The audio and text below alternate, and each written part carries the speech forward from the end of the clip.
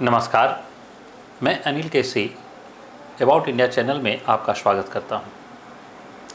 About India channel का वास्तविक उद्देश्य भारत की संस्कृति, भारत की विरासत आदि से परिचय कराना है और भारत के सांस्कृतिक परिचय के अंतर्गत हम लोग कुछ नई श्रृंखलाओं को भी हम लोग लेकर आए हैं, जिसमें हम लोग वह स्टोरीज़ की बात करते हैं और उस स्टोरीज़ के अंतर्गत बहुत सारी वह चर्चाएँ होती हैं। उनमें से कुछ व्यक्तित्व की चर्चाएँ भी वह सांस्कृतिक व्यक्तित्व के अंदर भारत के एक लोकप्रिय व्यक्तित्व को कहा जाए, जिन्हें वह हम लोग भगवान श्री कृष्ण के बारे में वह जानते हैं, यानी भगवान श्री कृष्ण के रूप में। इसलिए लोकप्रिय व्यक्तित्व कह रहा हूँ क्योंकि भारत ही नहीं बल्कि भारत के बाहर 100 से अधिक देशों में श्री कृष्ण की चर्चाएं होती हैं, न सिर्फ वह उनके मंदिरों के रूप में बल्कि उनके दर्शन के रूप में या अन्य वह रूपों में। यानी श्री कृष्ण एक लोकप्रिय व्यक्तित्व के रूप में वह जाने जाते हैं। तो हम लोग ऐसे क्या है ऐसा लोकप्रिय व्यक्तित्व में, आखिर श्री कृष्ण का व्यक्तित्व ऐसा लोकप्रिय क्यों हुआ, हम लोग इसके बारे में थोड़ा सा जानने का, समझने का प्रयास करते हैं कि श्री कृष्ण का, भगवान श्री कृष्ण का व्यक्तित्व इतना लोकप्रिय क्यों होता है।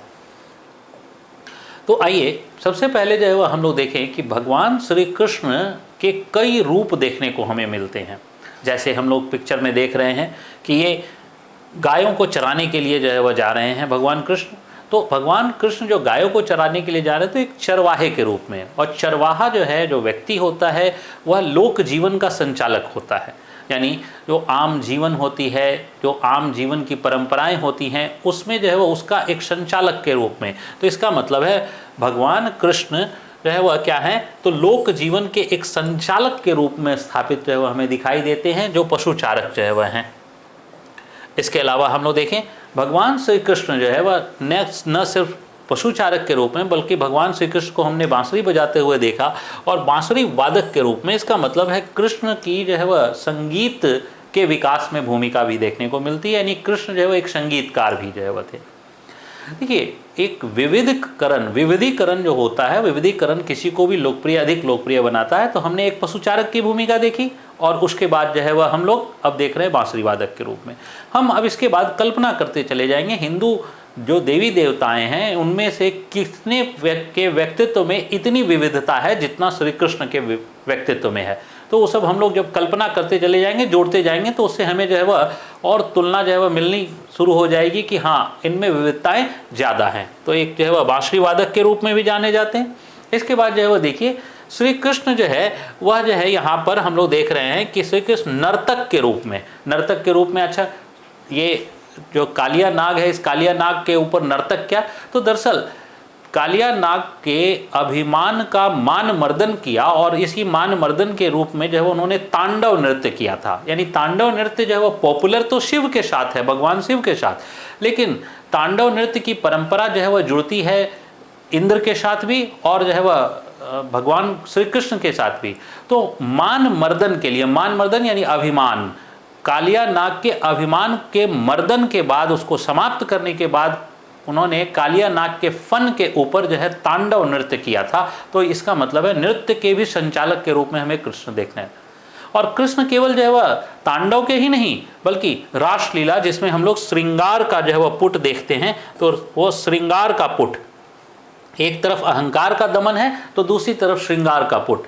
और रासलीला के कंटेक्स्ट में मैंने पहले भी चर्चा की है, फिर से थोड़ी सी चर्चा कर दूं कि रासलीला को लोग वह वासना के रूप में देखते हैं, जो बिल्कुल ही गलत अवधारणा है। रासलीला वह ईश्वर और भक्त के बीच एक वह प्रेम भक्ति का वह प्रेम भक्ति, यानी जो प्रेम है, ये प्रेम वासना प्रेम नहीं बल्कि भक्ति का जो प्रेम है उसका वह प्रदर्शन है रासलीला। क्यों? क्योंकि वह जिस काल में रासलीला वह कर रहे हैं तो भगवान हैं, तो भगवान को तो स्वयं मालूम है कि वो भगवान है। और उस काल तक में श्री कृष्ण ने न जाने वह कितने ऐसे कार्यों को कर दिया जो सामान्य मानव के बिल्कुल वह सोच के भी विपरीत है। यानी कंस का वध कर चुके थे, न जाने कितने राक्षसों का वध कर चुके थे, गोवर्धन पर्वत को उठा चुके थे। तो ऐसी स्थिति में उनको डिपिक्ट कर चुके थे लोग कि ये भगवान हैं, भगवान के अवतार हैं। तो एक भगवान के अवतार यानी गोपियां हैं, तो गोपियां भी जान रही हैं कि ये भगवान हैं। और वो जो नृत्य कर रही हैं वो भक्ति भाव से नृत्य कर रही हैं, और जो ईश्वर हैं खुद जो है वो श्री कृष्ण तो ईश्वर हैं, तो वो ईश्वर हैं तो वो जो है वह प्रेम जो है वह के भाव से जो है वह देख रहे हैं। तो इसका डिपिक्शन गलत किया गया है वासना के रूप में, ये बिल्कुल ही गलत है। इसे हम लोगों को प्रेम भक्ति के रूप में स्वीकार करना चाहिए। तो ये जो है वह रासलीला के रूप में भी, नृत्य के रूप में।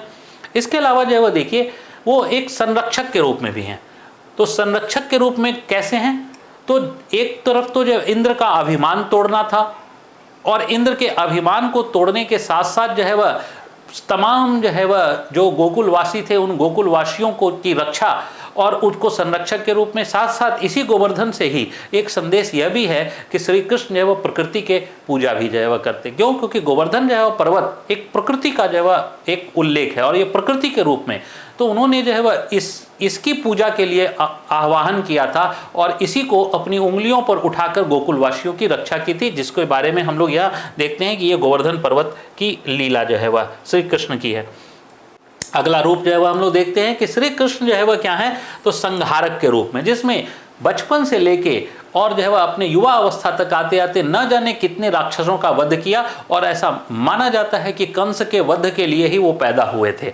तो ये जो है वह कंस का वध जो है, जो एक राक्षसी प्रवृत्ति का व्यक्ति जो है वह माना जाता है, यानी राक्षसी, यहाँ जो राक्षस का संदर्भ है वो राक्षसी प्रवृत्ति से है। राक्षस का मतलब कोई डेमोन पैदा नहीं होता था, बल्कि राक्षसी प्रवृत्ति से। तो कंस का वध होता है, जो इसका मतलब है कि ये कृष्ण जो है वह एक संहारक के रूप में भी जो है हमारे समाज में जाने जाते हैं।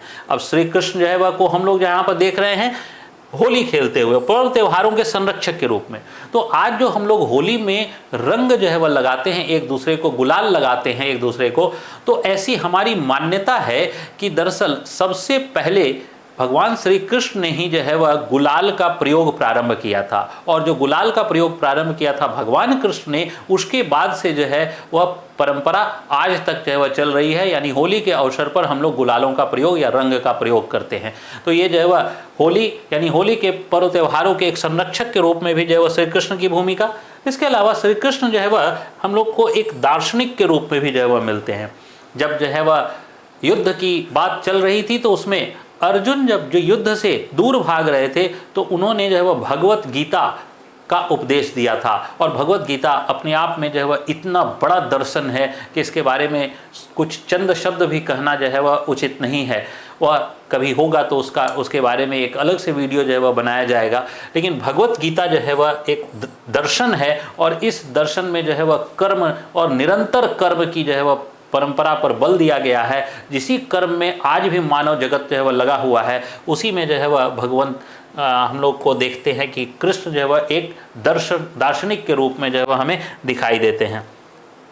इसके बाद जो है वह कृष्ण जो है वह हमें नारी जो है वह जगत के संरक्षक के रूप में भी दिखाई देते हैं। एक तो कथा हम लोगों को मिलती है कि द्रौपदी के चीरहरण को जो है उन्होंने रोका था, और दुशासन जब जो है वह उनका चीरहरण कर रहा था, तो जो है वह वो इतनी लंबी साड़ी जो है वह उन्होंने बना दी कि जो है वह कभी जो है वह यह सफल जो है वह अपने उद्देश्य में कभी सफल नहीं जो है वह हो पाया। तो नारी जगत की रक्षा जो है वह की, न सिर्फ नारी जगत की यहीं पे रक्षा की, बल्कि उस काल में एक नरकासुर नाम का एक राक्षस हुआ करता था, और उस राक्षस ने लगभग 16,000 स्त्रियों को बंदी बना लिया था।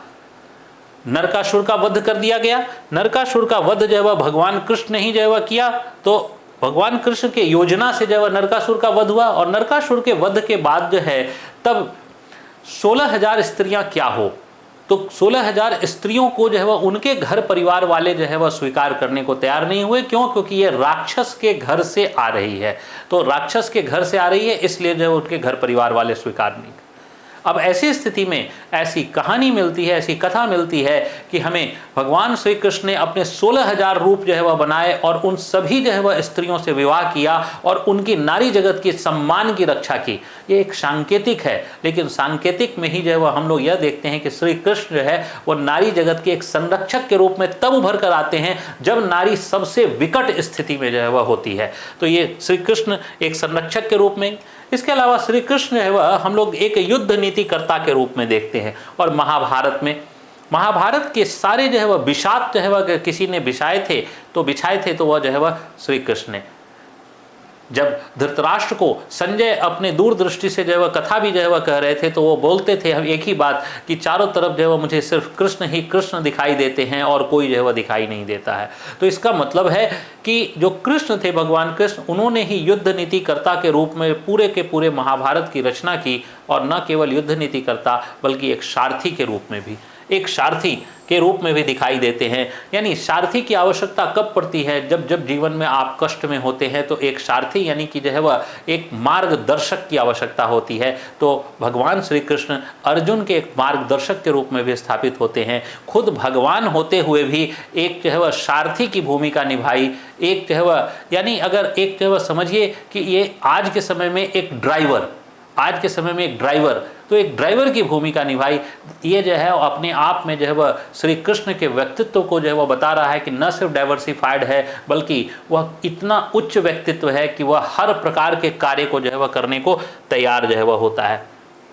हम लोग श्री कृष्ण जो है वह को देखते हैं एक शासक के रूप में भी, एक शासक के रूप में जब उन्होंने न सिर्फ द्वारिका नगरी की स्थापना की बल्कि द्वारिका नगरी के लोगों को काफ़ी अच्छे जो है वह ढंग शासन जो है वह दिया, उसकी भी चर्चा जो है वह मिलती है। यानी श्री कृष्ण, भगवान श्री कृष्ण एक शासक के रूप में भी हमें दिखाई देते हैं।